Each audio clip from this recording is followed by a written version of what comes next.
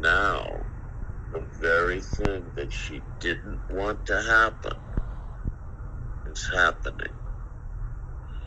And that is that you are kind of like cut out of the process. And Anita is the one who is deciding right as we speak.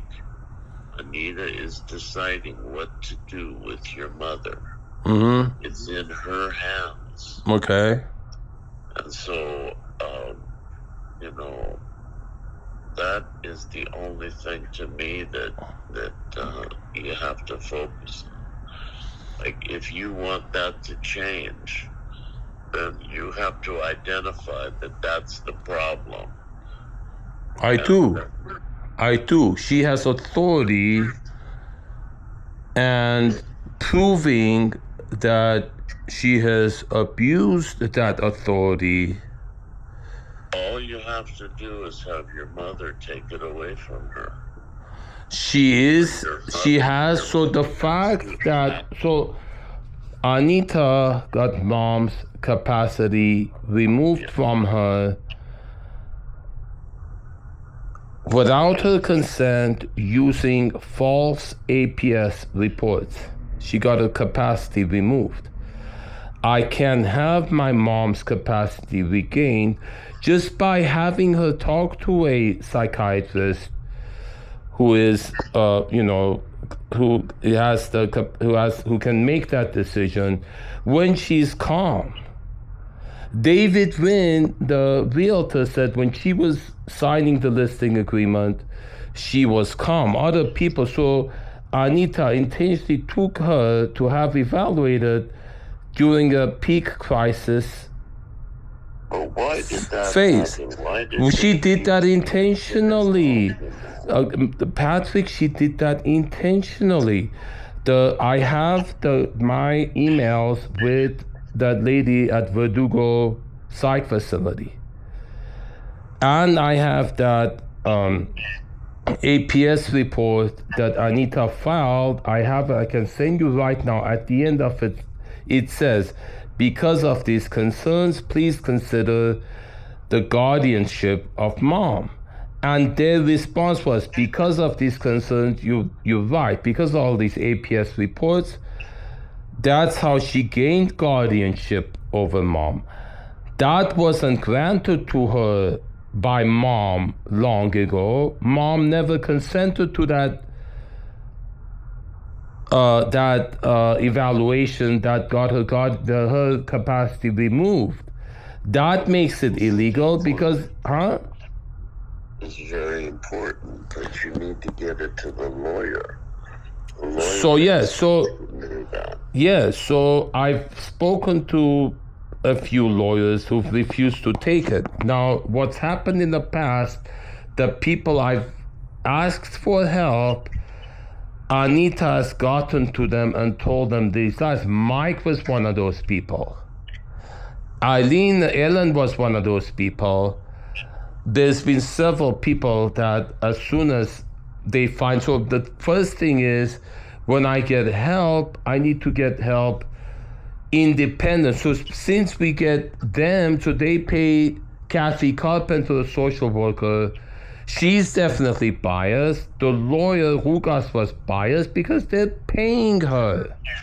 They're paying. When your client, the person who hires you is the abuser, you not understand there's conflict, or you do what your boss tells you, even if they're doing something wrong, because you're being paid to do it.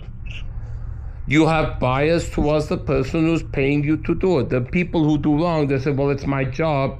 I have to do what my person who hired me tells me to do. This is our policy. I have to put food on the table for my kids, for my family. So the people who they involved, even if they're not involved, if there's anyone helping me, they find out about it, they tell them these lies that turn them against me. Well, how are you going to solve it then, Zeke? Look, one by one, if I can even just convince you.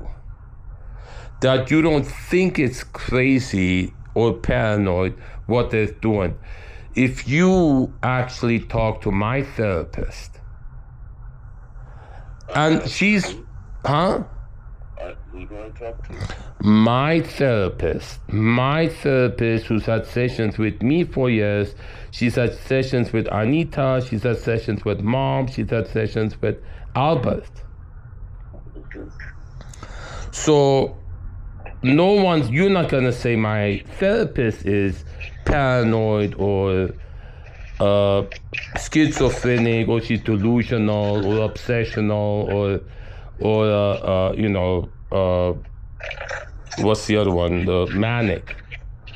Right? My therapist has credibility, right?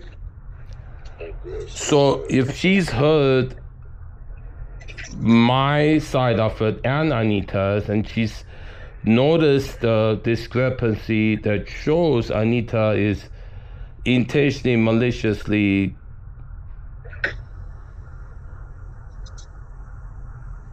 Zeke? what? Go ahead. Do you understand the point I'm making? People may say they've been told about me because I talk too much, or that he's obsessed. So, and then that, if you, my therapist evaluation of me, you've seen that? My diagnosis is CPTSD. CPTSD is caused by the repetition of the trauma over and over again. That's what Anita has been doing, encouraging repetitions of the 911 calls, the stuff that initially, traumatized me deeply, repeating intentionally. When I say, Mom should get that medication that once a month, I've suggested that they force it on her, and then because she refuses meds. So if she's given that, that helps. Albert says, if you force her to have meds, I'll call police on you. I'll call 911. So you know how many times I've been subjected to that. That's a trigger. She knows that's poking at the sword. That is a solution. Mom refuses meds, to give her the once a month shot of the Respirone. That helps, because it helps when I go see her at a psych facility when she's there and she's been administered that shot. And it's only administered once a month, and it lasts. So that would be a solution. It sounds cruel they're saying it's forced medication, but then that would prevent her from calling 911 and ending up in facility. I think it's not a bad suggestion.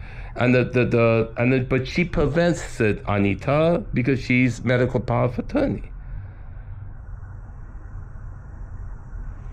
So that alone would help if the decision is made that is valid thing to do, and Anita can't interfere with it if she's removed as power of attorney.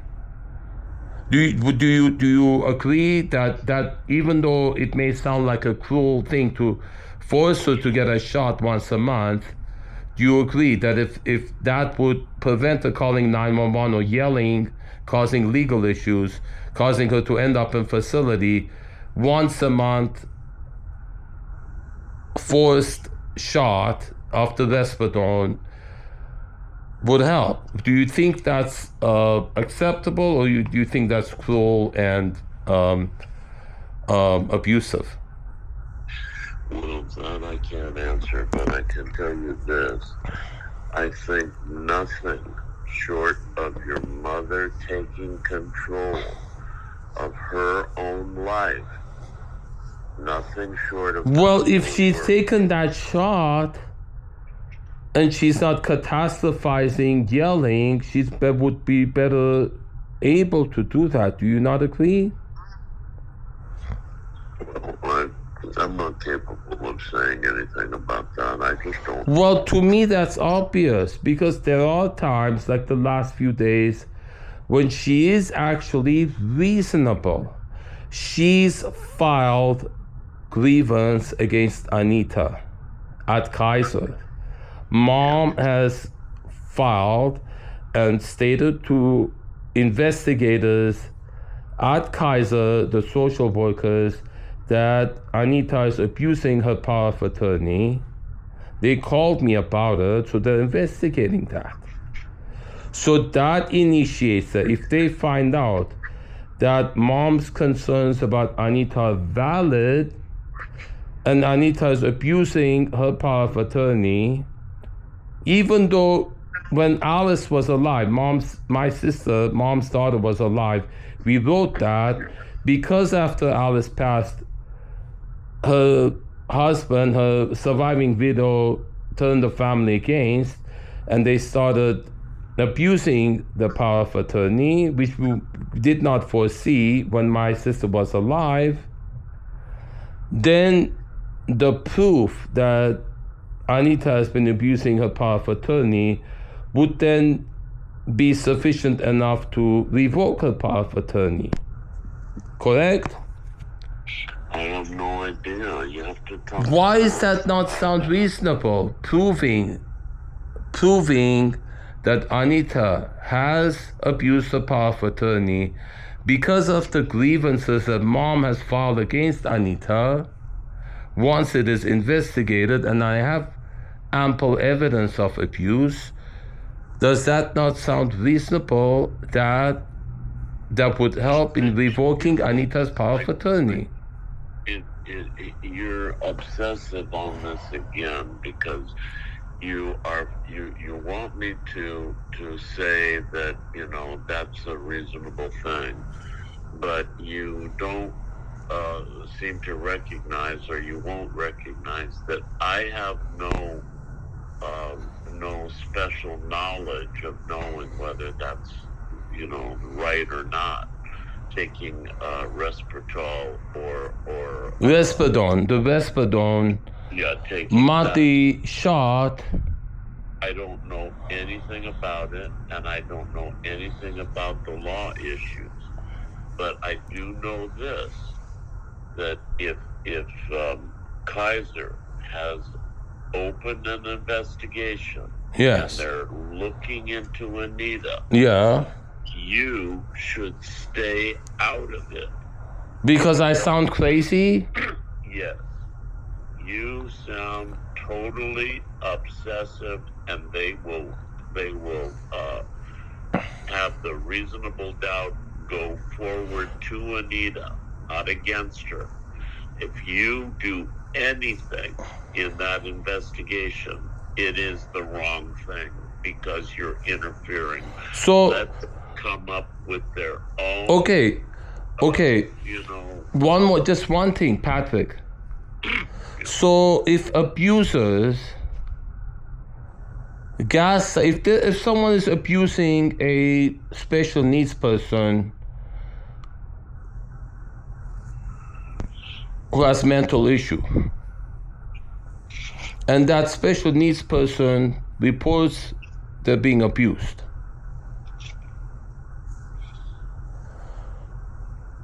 should all reports of that special needs person be dismissed because they're special needs, and then the abuser is supported? Should not the report be listened to and fact checked, even though it's coming from a source? If they're saying it obsessively, it may actually be true, but just because it's said obsessively, because they've been subjected to years of it, that is causing that. Because if they have CPTSD, because the abusers repeatedly... Yes, PTD. Huh? You're causing it yourself because you are continually going over this same issue. Again, like it's every day you're fighting it, and you're going, because I'm subjected to it every day. Yeah, well, you gotta let it go, and you gotta let it go. No, if police calls me right now, like they do every day, I'm called about mom's issue, which happens every day. Like try a week. Try to let it go. Should I block mom? Because that is another concern. They say your mom is there, if she needs help, you're not helping her. Well, you know, you're just forcing me into these. Okay, it's okay. You think I'm obsessive, and so you think nothing I say has any validity. So I understand.